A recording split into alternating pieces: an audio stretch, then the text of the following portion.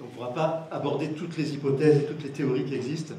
Celle que tu as abordée est vraiment très importante et très nouvelle aussi.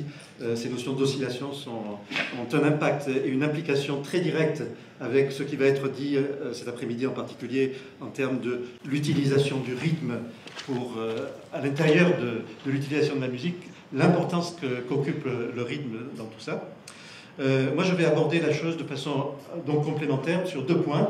D'une part, sur la dyslexie, qui est plus mon domaine, hein, et d'autre part, sur l'imagerie cérébrale, parce qu'il là aussi, comme vous le savez certainement, il y a beaucoup de nouvelles données sur ce que la musique fait sur le cerveau et comment le cerveau se modifie sous l'influence de la musique.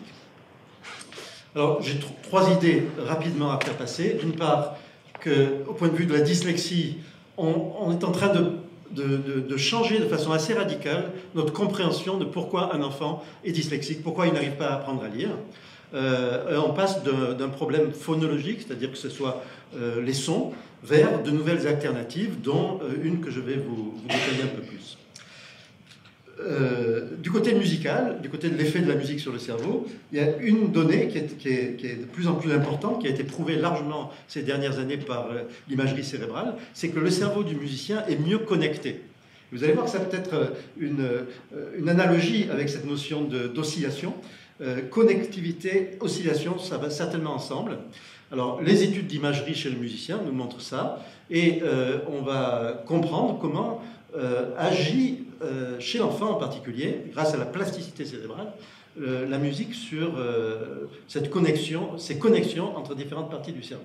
Et on va déboucher sur l'idée de l'utilisation de la musique comme thérapeutique, non pas ce qu'on appelle la musicothérapie, qui est, comme vous le savez, un très vaste domaine, qui est surtout basé sur, on va dire, sur le bien-être procuré par la musique, mais là, la musique en tant qu'outil thérapeutique capable de modifier les connexions à l'intérieur du cerveau. C'est un peu sur ça qu'on va détailler. Alors, sur la dyslexie, l'idée classique, c'est celle qui est représentée ici. Ça fait 20 ans à peu près que la majorité des chercheurs convergent sur cette idée que la raison pour laquelle les enfants dyslexiques n'arrivent pas à apprendre à lire, c'est à cause d'un défaut constitutionnel de leur cerveau, et tout particulièrement de leurs aires du langage. C'est un problème linguistique. Et on va voir qu'on est en train de s'éloigner de cette idée de cause linguistique exclusive de la dyslexie. En particulier, un des grands défenseurs en France de cette idée-là, c'est Franck Ramus, qui est un chercheur parisien, qui est le grand spécialiste de la dyslexie phonologique, c'est-à-dire de l'idée que si on n'arrive pas à apprendre à lire, c'est parce qu'on n'a pas l'outil sonore et de décodage des sons de la parole qui se situent dans nos aires de l'hémisphère gauche du langage. Et quand on fait des IRM à des enfants dyslexiques, effectivement, on s'aperçoit qu'ils n'arrivent pas à activer les zones de la phonologie dans l'hémisphère gauche de leur cerveau. Et en particulier, une zone qui est l'aire de Broca, qui est ici. Quand on demande par exemple à un enfant de dire si deux lettres riment, deux lettres qu'il voit sur un écran riment ou pas, D et B ça rime, G et H ça rime pas, il active fortement ce système-là. Un dyslexique, lui, n'arrive pas à l'activer. Et donc, on pense que c'est cette non-activation de son système phonologique qui est responsable de sa dyslexie. Sauf qu'une explication phonologique est actuellement considérée comme plus tout à fait suffisante pour expliquer la dyslexie. En outre, et peut-être surtout, elle n'arrive pas à rendre compte de ce que l'on observe chez nos enfants dyslexiques, c'est-à-dire la notion de comorbidité. C'est-à-dire qu'un enfant dyslexique, c'est jamais seulement la lecture qui lui pose problème. Il y a souvent des problèmes de calcul, des problèmes d'attention, des problèmes de coordination motrice, etc. C'est ce qu'on appelle la comorbidité, c'est-à-dire l'association de plusieurs problématiques. Une explication purement phonologique n'arrive pas à en rendre compte vraiment. Okay. Donc, il faut examiner d'autres pistes, et une de ces autres pistes, celle que je vous présente ici, a été proposée par des chercheurs hollandais qui ont montré qu'une des raisons qui font qu'un dyslexique n'arrive pas à apprendre à lire n'a trait ni à sa perception auditive des sons, ni à sa perception visuelle des lettres, mais s'il n'arrive pas à mettre ensemble les lettres et les sons, c'est parce qu'il lui manque une intégration, une fonction intégrative dans son cerveau qui permette d'intégrer des lettres visuellement vues de façon intacte avec des sons entendus de façon intacte. Ce serait l'intégration entre les deux qui serait déficitaire. Et là, il y a beaucoup de données qui vont dans ce sens. Je vous en mets une ici. C'est une étude finlandaise qui a demandé à des enfants dyslexiques d'apprendre la correspondance entre des petits traits sur un écran, vous voyez, des petits traits de 2 hauteurs, correspondant à 2 hauteurs de son.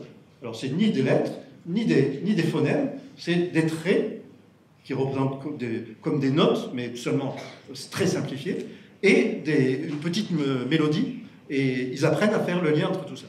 Des enfants de 8 à 10 ans non dyslexiques apprennent à faire ça très aisément. Des dyslexiques sont incapables de faire ça. Donc vous voyez, il ne s'agit pas de lecture, il ne s'agit pas de phonologie, il ne s'agit pas de langage, et pourtant, ça les caractérise. Et quand on regarde de plus près, on s'aperçoit que cette difficulté à faire cette association entre le visuel et l'auditif, elle est proportionnelle à leur difficulté de lecture. Donc probablement avec un lien. Une autre approche, c'est celle de l'imagerie cérébrale. On a maintenant des moyens de voir toutes ces connexions à l'intérieur du cerveau par une manière de faire de l'IRM qui s'appelle l'IRM de diffusion. Et vous voyez, ça montre avec une grande précision toutes les fibres comme des câbles à l'intérieur de notre cerveau qui unissent les différentes régions corticales entre elles. Alors il y a des câbles qui sont entre les 2 hémisphères, hein, c'est ce qu'on appelle le corps calleux, et puis il y a des câbles, surtout, qui sont à l'intérieur d'un hémisphère, entre les parties postérieures, sensorielles, visuelles et auditives, et les parties antérieures, motrices. Et ce sont celles-là qui ont été considérées, qui ont été vues comme le plus anormalement constituées chez les enfants dyslexiques. Par exemple, un travail de la même équipe hollandaise a montré que ce qui différencie le plus un cerveau de dyslexique par rapport à un non dyslexique, ce sont 2 faisceaux, l'un qui est en vert, là, qui est corrélé à la performance en orthographe, et l'autre qui est en bleu, qu'on appelle le faisceau arqué, et qui a un rôle tout particulier, on va le voir, parce que chez les musiciens, il a été aussi le focus d'études très intéressantes. Donc chez les dyslexiques, les 2 faisceaux, le faisceau arqué et ce faisceau fronto-occipital, sont mal organisés, et cette mauvaise organisation est proportionnelle au degré de dyslexie ou de dysorthographie. Ce qui a été montré également de façon intéressante, c'est que au-delà de cette difficulté à faire converser les zones visuelles et les zones auditives, il y a dans le cerveau du dyslexique une difficulté à faire converser les zones frontales motrices avec les zones sensorielles de la partie postérieure du cerveau. Donc vous voyez, c'est 2 types de conversations qui sont complémentaires, l'une entre les systèmes sensoriels, auditifs, visuels, et une entre le système moteur et le système sensoriel, visuel et auditif. Donc là, le travail a montré que ce qui faisait défaut chez les dyslexiques, c'est la façon dont l'aire de Broca, qui est une sorte de processeur phonologique, est capable d'aller chercher les phonèmes là où ils se situent dans les zones auditives. C'est-à-dire que c'est un défaut d'accès du processeur phonologique à la représentation intacte des phonèmes. Pendant longtemps, on a pensé que la dyslexie, c'était un problème d'altération de la capacité, de la qualité des phonèmes. Maintenant, on sait qu'ils sont intacts, mais ils ne sont pas assez accessibles, en quelque sorte. Et cette accessibilité, elle se fait par un faisceau, qui est ce fameux faisceau arqué, qui relie l'aire de Broca et l'aire de Wernicke. Vous voyez, un faisceau arqué qui procure à l'aire de Broca l'accès aux représentations phonémiques. Alors ce faisceau arqué, il a fait l'objet de beaucoup de travaux chez les enfants dyslexiques. En particulier, on s'est demandé, c'est logique, est-ce que ça ne serait pas simplement parce que l'enfant est dyslexique, donc il a peu d'expérience de la lecture, qu'il ne développe pas cette structure dans son cerveau ou qu'il la développe mal? En fait, non, parce qu'on s'est aperçu que même avant l'apprentissage de la lecture, les enfants qui allaient devenir dyslexiques, ils ont un faisceau arqué qui est moins développé. Donc c'est quelque chose qui est préexistant à l'apprentissage de la lecture, donc probablement constitutionnel. Donc, en résumé de cette première partie, le cerveau du dyslexique peine à réaliser l'intégration auditivo-visuelle au-delà d'une seule difficulté à traiter les sons d'un côté ou les lettres de l'autre côté. Le cerveau du dyslexique peine à mettre en relation le processeur phonologique dans le cortex prémoteur de l'aire de Broca avec la représentation auditive et visuelle du phonème. Ces 2 défauts sont attribuables à une organisation déficiente des faisceaux de connectivité cortico-corticale, et ce défaut est probablement constitutionnel, puisque présent avant même tout contact de l'enfant avec la lecture. Venons-en maintenant à la musique. Alors, comme l'a dit Daniele tout à l'heure, la musique et le langage ont des analogies qui sont troublantes et qui ont fait que pendant très longtemps, on a considéré que tout ce qui pouvait se passer au niveau linguistique sous l'effet de la musique était lié à cette analogie entre la musique en tant que langage sonore fait d'éléments successifs et le langage de la parole lui-même fait d'éléments sonores successifs. Pas que sonores, parce que les deux peuvent être écrits aussi, vous le savez. En fait, lorsqu'on regarde de plus près, les parties du cerveau qui se modifient sous l'effet de la musique sont certes, pour certaines, communes avec les aires du langage, mais pas seulement. Et en particulier, comme l'a dit Daniele, pendant longtemps on a considéré que c'était l'hémisphère droit qui traitait la musique. Maintenant on s'aperçoit que l'hémisphère gauche joue aussi, mais que finalement ce sont des aires et plutôt des connexions de ces différentes aires qui seraient la cible de l'effet de la musique. Alors parmi ces aires, il y a également le faisceau arqué que je vous ai cité pour la dyslexie. Il y a le corps calleux qui se modifie sous l'effet de la musique. Et le faisceau arqué qui semble, de façon très très importante et rapide, se modifier sous l'effet de l'apprentissage musical. Ici, on a comparé la taille de ce faisceau, hein, donc je vous rappelle, c'est des câbles des câbles électriques hein, qui unissent des zones actives dans les parties différentes du cerveau. Ce câble, il n'a pas d'action en lui-même, et pourtant, il est la cible principale de l'effet de la musique. Jusqu'à 1,5 fois plus développé chez les musiciens que chez les non-musiciens.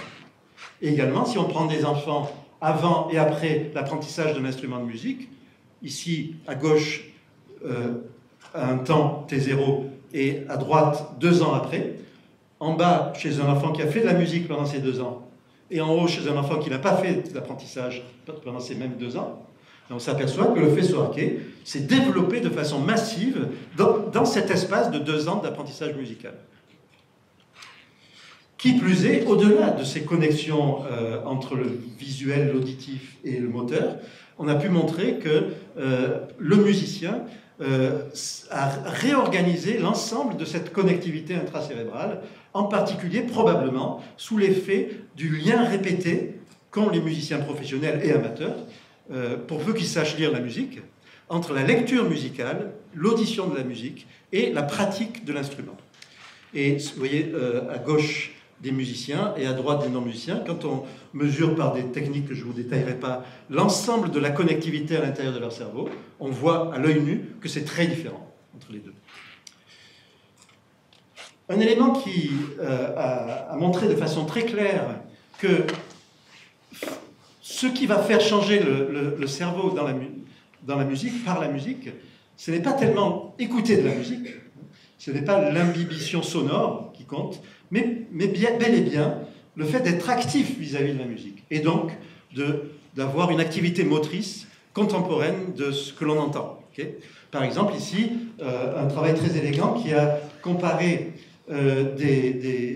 l'activité du cortex auditif avant et après un apprentissage chez des personnes non musiciennes d'une petite mélodie au piano. Personnes qui ne savaient pas du tout faire de piano, on leur apprend pendant quelques semaines à jouer une petite mélodie, et après on leur fait écouter 2 mélodies, la même que celle qu'ils ont apprise et une autre. Et on s'aperçoit que leur cortex auditif est beaucoup plus sensible à la mélodie qu'ils ont apprise. Jusque-là, rien de bien particulier.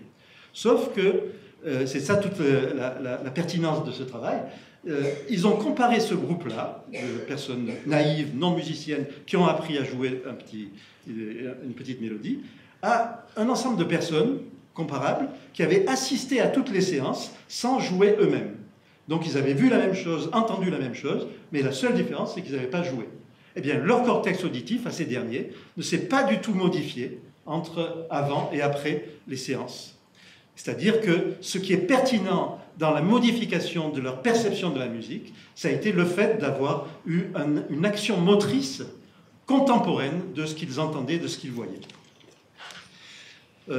Une autre équipe ici en Angleterre, tout récemment, a montré quelque chose d'assez convaincant, à savoir que ce fameux faisceau arqué est capable en quelques semaines de se modifier si et seulement si on fait une combinaison, un apprentissage qui est une combinaison d'un stimulus visuel Ici, c'était un écran avec des points qui descendaient le long de l'écran. Un stimulus sonore, il fallait appuyer lorsque le point atteignait une certaine, en même temps que le son, un certain niveau, et une réponse motrice. Okay. Et le fait d'avoir cette triple stimulation simultanée va modifier en quelques semaines la taille et la forme du faisceau arqué, celui-là même qui est beaucoup plus développé chez les musiciens qui ont 10 ou 20 ans de musique. Donc ça veut dire qu'en quelques semaines, cette simple triple activité visuelle, auditive et motrice est capable de changer le cerveau dans le même sens que ce qu'on observe chez les musiciens professionnels. Voilà donc ce qui a été modifié après ces quelques semaines d'exercice. Alors, je vais vous montrer juste, si je peux, j'espère que ça va marcher ici, un exemple de ce qui se fait dans une de nos classes dont on vous parlera ce soir. 2, 3, 4,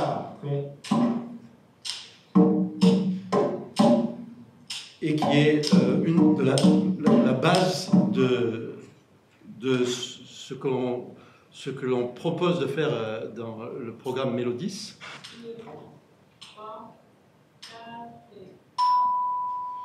C'est-à-dire avoir systématiquement un geste moteur, une entrée auditive et une entrée visuelle également, sous la forme de n'importe quelle représentation des notes.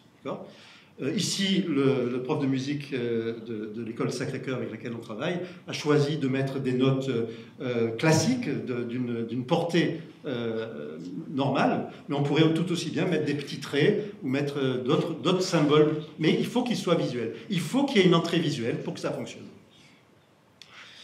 Un autre aspect qui est issu de la recherche récente dans le domaine et qui est un peu au-delà de la musique, c'est celui de la danse. Là, on va rejoindre le rythme et la motricité avec des travaux qui nous montrent en IRM que les connexions à l'intérieur du cerveau sont également modifiées après quelques années d'exercice de danse, en particulier ici chez les danseurs professionnels. Mais ces modifications, elles sont différentes de celles qui sont générées par la musique. Ce ne sont pas les mêmes circuits qui sont modifiés par une activité de danse et celles qui sont modifiées par une activité de musique. Et en particulier, on va nous montrer que ce sont des faisceaux descendants qui sont plus modifiés par la danse. L'activité de danse a fait aussi beaucoup d'émules dans le domaine de la gérontologie et de la gériatrie. Bon, ça dépasse notre intérêt d'aujourd'hui, mais sachez qu'on montre de plus en plus que le cerveau des sujets vieillissants se modifie de façon positive, enfin en tout cas sous l'effet de la danse.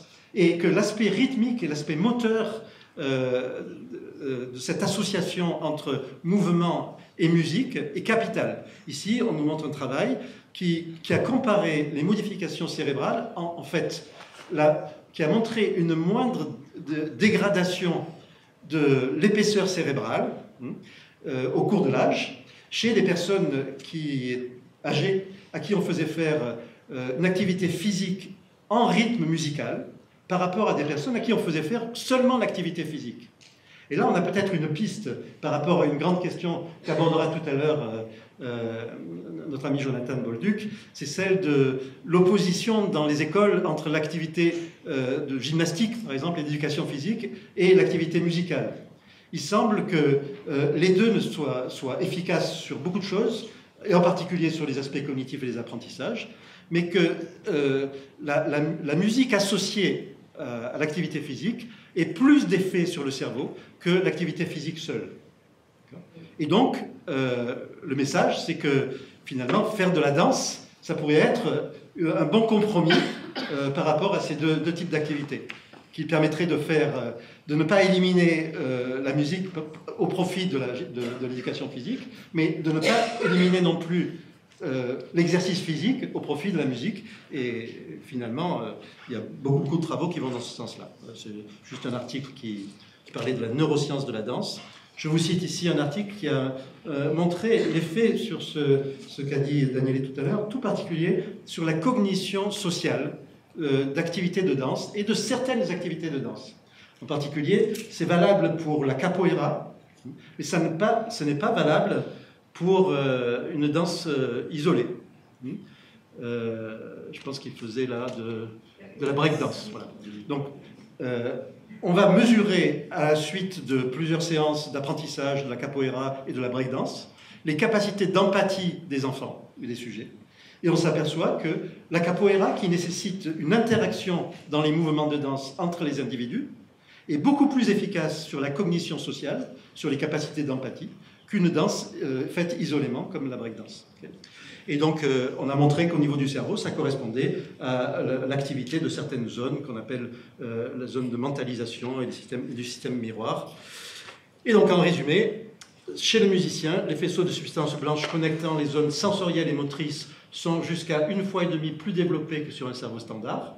Le faisceau arqué qui unit les zones temporopariétales au cortex frontal inférieur apparaît d'après les travaux les plus récents comme la cible principale de cet effet sculptant de la musique sur le cerveau. Au-delà, c'est toute l'organisation de la connectivité qui semble s'être développée différemment chez le musicien. Et ces particularités semblent liées à l'effet de l'exercice répété intensif et simultané de l'association entre stimulus visuel, auditif et réponse motrice.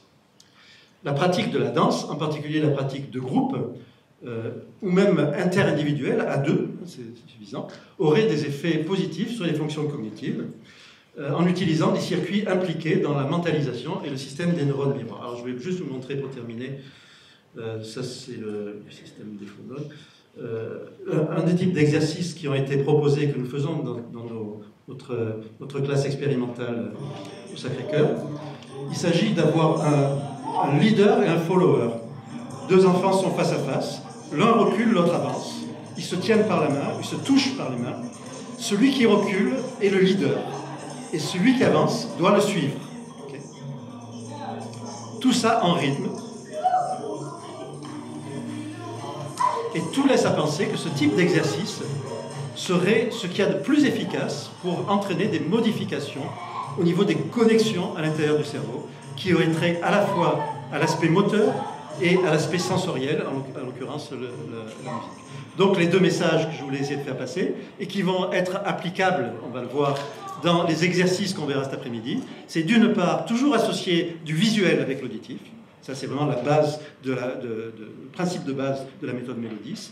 Et, si possible, à rajouter une activité de danse à deux ou en groupe, parce qu'elle va avoir, au-delà des effets simples sur la cognition, des effets sur la cognition sociale, sur les interactions sociales, qui sont un des objectifs non cachés, je dirais, des travaux que nous menons dans le cadre de ce projet Erasmus. Je vous remercie pour votre attention.